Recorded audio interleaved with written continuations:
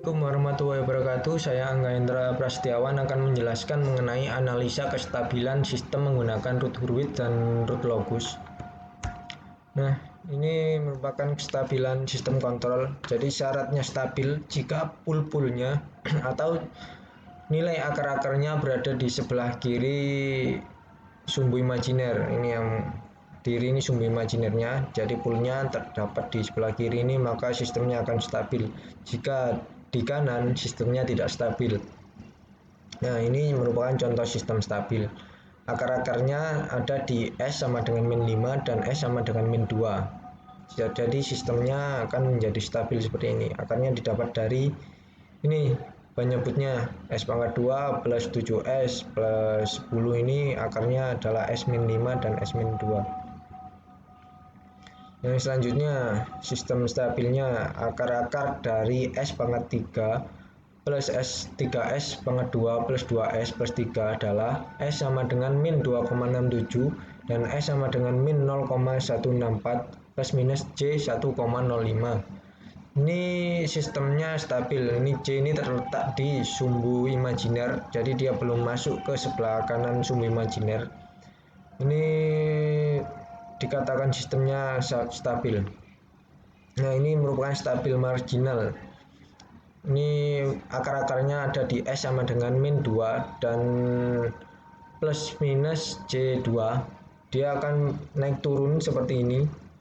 Dia nggak tetap konstan seperti ini terus. Ini dikatakan stabil marginal. Nah, bagaimana jika sistemnya tidak stabil? Nah, ini jika pool-poolnya terletak di sebelah kanan sumbu imajiner. Ini terdapat pool yang ada di sebelah kanan sumbu imajiner. Nah, ini grafiknya jika tidak stabil seperti ini. Dari akar-akar penyebut ini.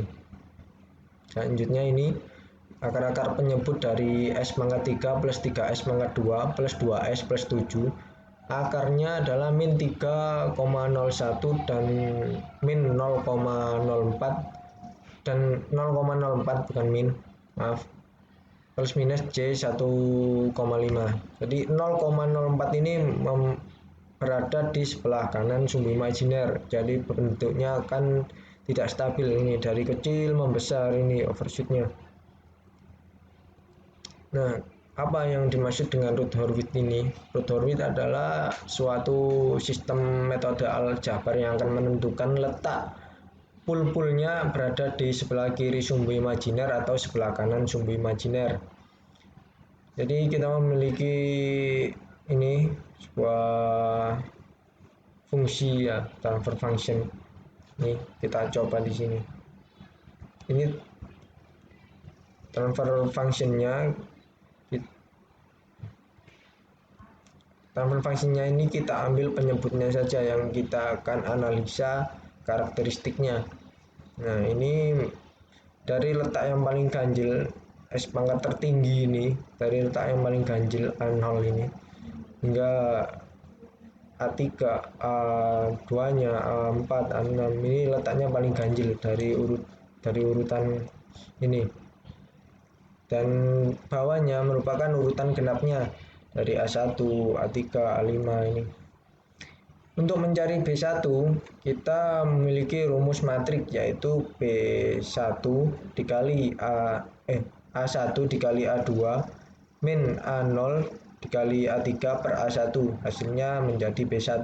B2 juga seperti itu, A1 dikali A4 min A0 dikali A5 per A1, hasilnya B2. Jadi seterusnya seperti itu menggunakan nilai matrik. Nah, ini merupakan contoh satu. Kita memiliki polinomial dengan pangkat tertingginya 4. Nah, kita isikan dari yang ganjil dulu, urutan ganjil. Pangkat 4-nya jumlahnya 1. Yang pangkat 2-nya jumlahnya 3 dan pangkat 0-nya jumlahnya 5. Ini urutan genapnya, jumlahnya 2, 4 dan ini tidak ada maka diisikan 0. Nah, untuk mencari B1 kita menggunakan rumus matrik 2 dikali 3 min 4 per 2, hasilnya 1.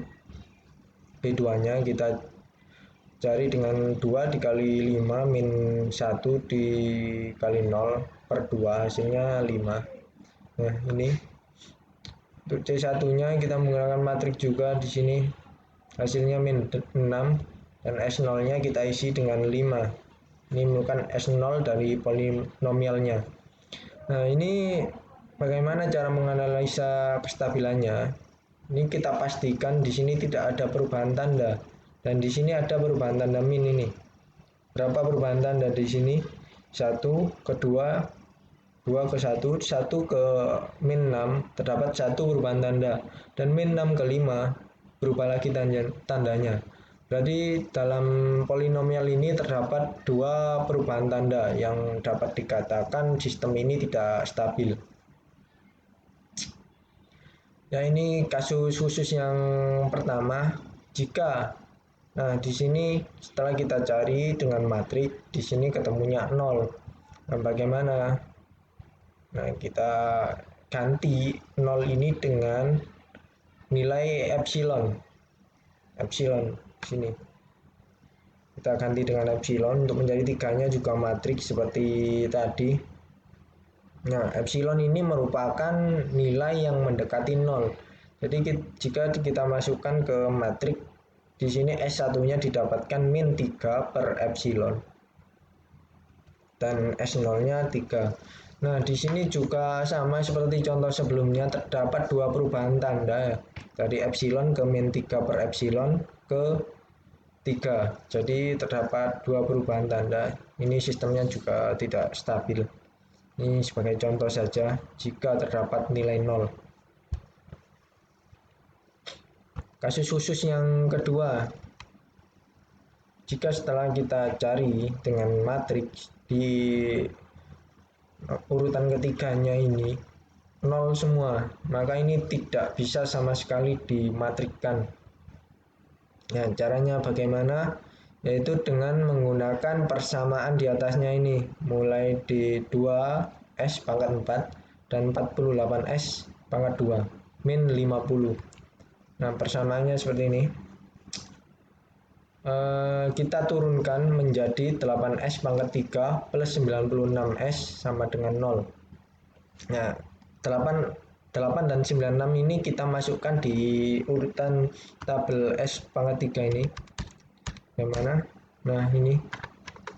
Setelah kita masukkan, kita bisa mencari matrik-matrik di bawahnya karena sudah tidak ada angka nolnya. Nah, ini dianalisa dan terdapat 1 perubahan tanda dari 112,7 ke min 50. Yang selanjutnya kita akan membahas root locus. Root locus ini merupakan representasi dari garis edar titik-titik poolnya itu jika nilai gennya atau k-nya divariasikan, karena dalam suatu blok diagram k-nya akan bervariasi menyesuaikan dengan kebutuhan prosesnya. Jadi kita beri contoh ini. Yang pertama merupakan transfer function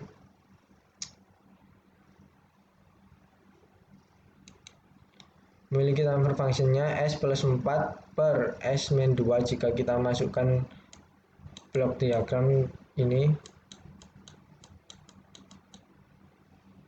TF nya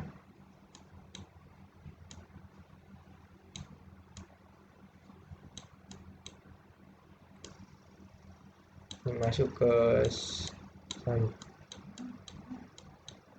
nah, ini jika kita sederhanakan akan menjadi KS plus 4K per K plus 1S plus 4K min 2. Nah, pool-poolnya jika K-nya ini kan variasi K. Jadi kita coba dari K0 hingga K tak hingga.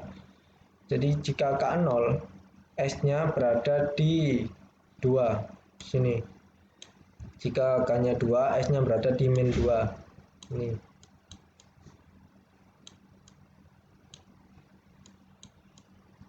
Min 2. Jika K-nya 5, S-nya berada di min 3. Selanjutnya di min 3,8 dan 4. Nah, jika 100-nya K-nya nilai 100 berada di 3,8 dan tak hingga kita gunakan 10 pangkat 6. Tak hingga ketemunya S di min 4. Nah, dia akan bergerak ke kiri. Jadi semakin tinggi nilai K-nya, sistemnya akan semakin stabil. Jika masih dinilai 0, sistemnya belum stabil. Jika kita belikan gainnya nilai 2, dia akan mulai stabil.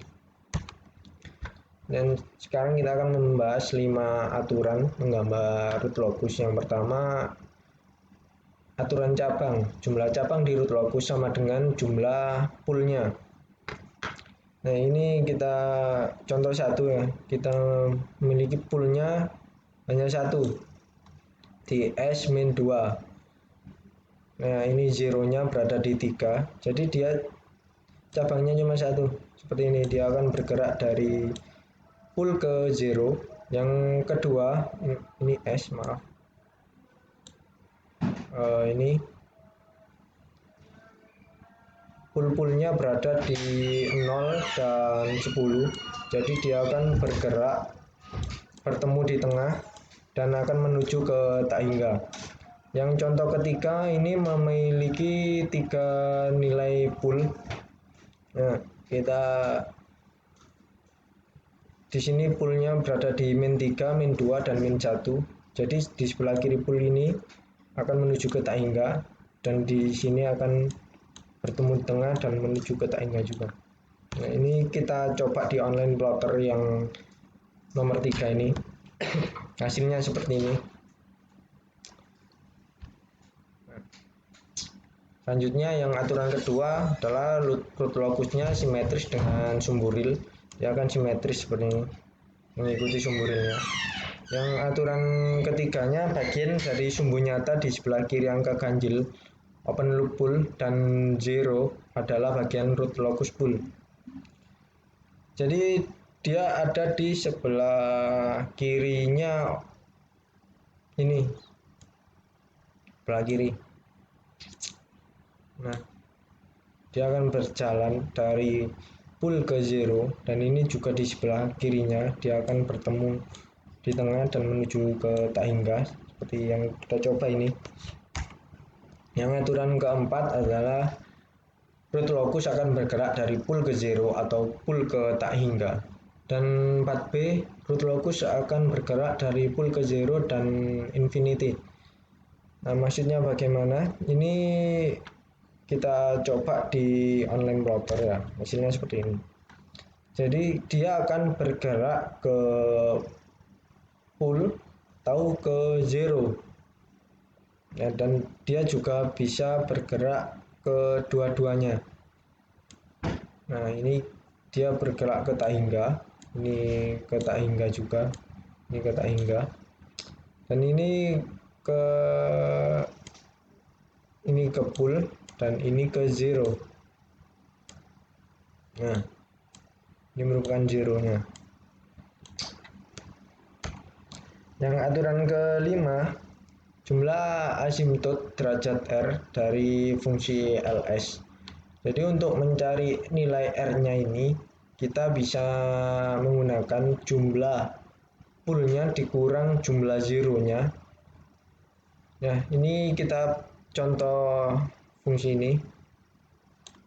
Nah, kita memiliki ini jumlah poolnya ada 4, 1, 2, 3, 4.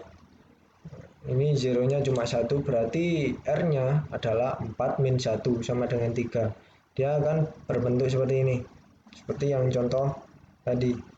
Ini. Seperti ini. Nah, urutan pool-poolnya ini jika R-nya sama dengan 1, maka dia akan berbentuk seperti ini. R-nya sama dengan 2, dia akan bercabang 2 seperti ini. R-nya 3, dia akan membentuk sudut dan 3 cabang ini ke sini juga. Ini jika 4 seperti ini. Nah, untuk mencari intersection dari asimtot tersebut, kita gunakan jumlah pool dikurangi jumlah zero per R. Ini jumlah zeronya dari 0, min 1, min 2, dan min 4. Nah, jumlah zeronya adalah plus 3. Nah, kita coba dimasukkan ke rumus. Ini poolnya 0, min 1, min 2, min 4. Nah, ini kita masukkan ke rumus, jadi min 7 min 3 per 3. Hasilnya adalah min 3,33. Jadi ini adalah titik intersection dari asymptotnya. Ya, ini merupakan contoh pengaplikasian yang pertama. Kita memiliki blok diagram dengan transfer function-nya S min 5 per S plus 2 dikali S plus 5. Kita sederhanakan menjadi ini, kita masukkan rumus. Ya. Setelah itu kita hilangkan penyebutnya dengan cara mengali ini. Kita kalikan semua, kita hilangkan ini, jadinya seperti ini. Oke, selanjutnya menjadi blok diagram dengan closed loop seperti ini. Nah, setelah seperti ini kita bisa mencari, menganalisa kestabilannya dengan variasi nilai K. Jadi bagaimana cara menganalisanya ini? Dengan cara tadi yang pertama menggunakan root Hurwitz. Kita cari dulu. Ini tidak bisa kita tentukan karena K-nya masih belum ditentukan nilainya. Dan cara menentukan nilai K-nya sendiri adalah dengan persyaratan ini harus positif. Di sini juga harus positif. Jadi syaratnya adalah K lebih besar dari min 7 agar di S pangkat satunya ini positif. Dan syarat yang kedua ini 10 min 5K-nya juga harus positif. Jadi syaratnya adalah K lebih kecil dari 2. Nah, ini maaf, ini karena gain tidak ada yang negatif, maka ini K lebih besar dari 0. Jadi kita akan mencoba dengan online plotter.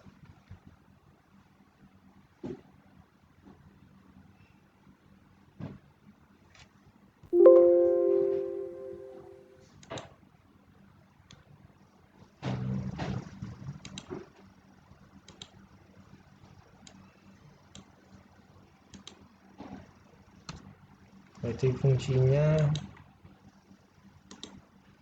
S min 5, S plus 2, S plus 5. Ini kita isi S min 5 dan denumnya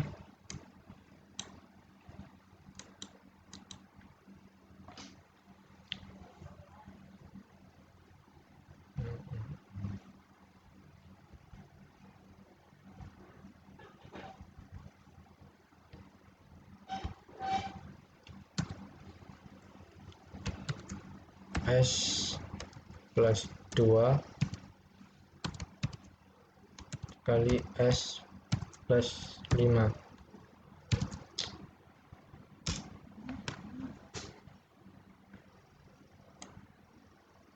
Nah, kita akan ketemu dengan grafik seperti ini. Cara mencari nilai K-nya tadi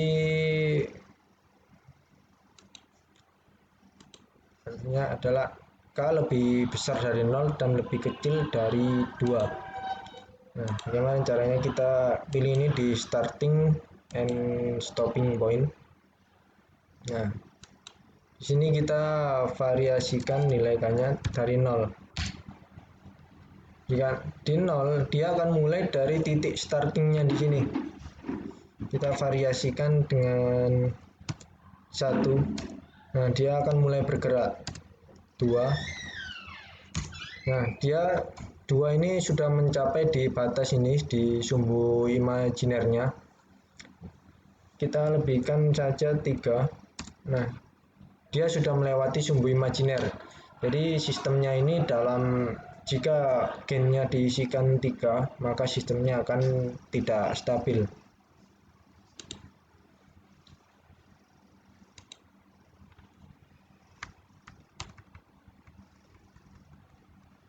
Oke, contoh kedua ini merupakan fungsinya, maaf ini 1.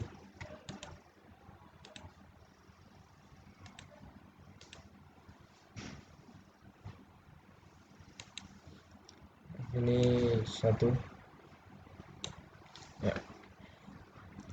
Kita akan menyederhanakan hingga berbentuk closed loop transfer function-nya hingga seperti ini.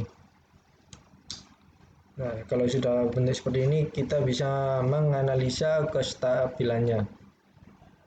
Jadi bentuknya dengan cara tadi kita menggunakan rumus matriks. Nah, ini maka di sini harus bernilai positif 30 min K per 6-nya itu harus bernilai positif untuk bisa stabil. Dan K-nya karena positif harus lebih besar dari 0. Kriterianya menjadi seperti ini. 0, K lebih besar dari 0 dan lebih kecil dari 30. Kita akan mencoba menggunakan online plotter.